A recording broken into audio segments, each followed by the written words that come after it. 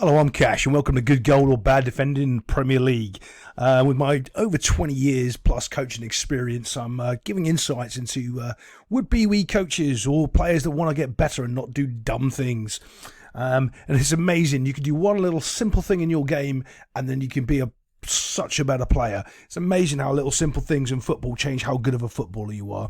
Now, someone who wish he was good at the football would be this Bournemouth midfielder here right now. So as we're freeze framing, we're moving forward. We can see he is facing that player. That's the pass. Why is that the pass? Because he's not really looking down the field here, and more importantly, he's in that area there where I never want anyone ever on my team ever lose the football. Don't worry, he's going to though. He doesn't understand that the middle of the field right here is very dangerous. For multiple reasons, especially when you're on transition. So people always talk about that. When you're on transition, it's one of the easiest ways to score a goal. Well, of course, because they're not in their shape. Blah blah blah blah. However, one of the other ways is when they're on transition, you nick the ball and you score them on the re transition. If that makes sense. Sounds dumb. There's no real word for it.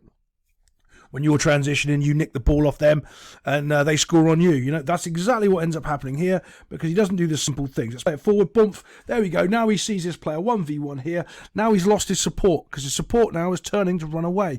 So the only place you can really pass the ball to him is in front of him or back to him, but that's going to be behind all sorts of problems.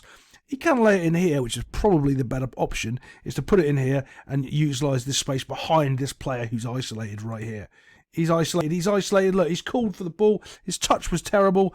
This guy dives in. Bomph wins the ball. All of a sudden, I'm bad at the football. Little dinky pass. Obviously, they're still coming out. It's all chaos because they thought they had good possession. Now they don't because this guy refused to pass the ball. Funny. I actually can remember a game I was coaching and I ended up... I have this rule that I won't tell players what to do on the field when they're young, when they're under 16s, because I want them to make the choices right or wrong and explain it to them afterwards. If they're in that situation, I'm going to tell you to make that pass because if you don't do it, I expected better of you and I'm going to be yelling at you later for being a muppet.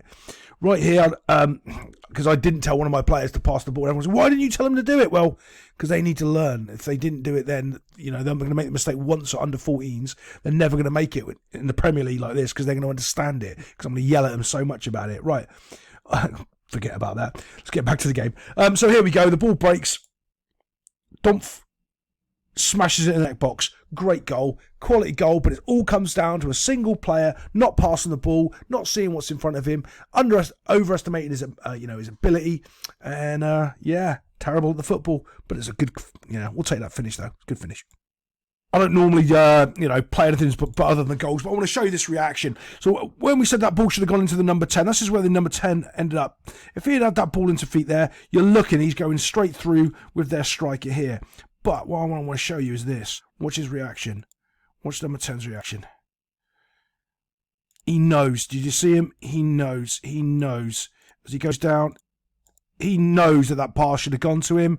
Look, both of them know. They're just like, oh my God, that guy's a muppet. One simple mistake. It was 0-0, and we're going down this season because we're bad at the football.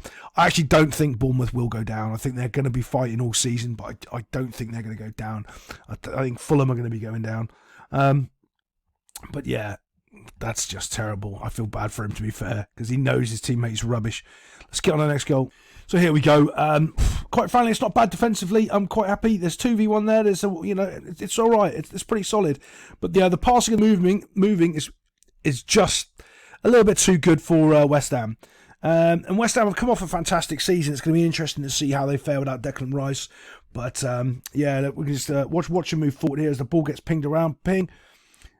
And then look how much, you see that pocket of space he's got? Let me just draw that little pocket of space right there. That pocket of space he's got all the time in the world to smash it into the net box. But he's bad at the football, can't really kick it properly, hits another defender, but this is what goal scorers do. Dominic Solanke was at the Chelsea quite a while ago, if I remember, and we liked him. He was a good finisher, and you can see why he's a good finisher right here. Look at this. Josh, bump, round the keeper, easy goal. Terrible shot from a bad player who can't kick the ball properly because otherwise he would have actually put it on frame and he didn't. He daisy cut it along the ground, ended up ricocheting in. to a goal. You know what, Bournemouth, you'll take those all day long because you're going to need a couple of those to stay up this year, which I think you will. But yeah, that's it's a terrible all-round goal, really, because a miss hit from a ricochet to a little dribble in the box and putting it in. But hey, that's football. I'll see you next time on Cash Talks Football.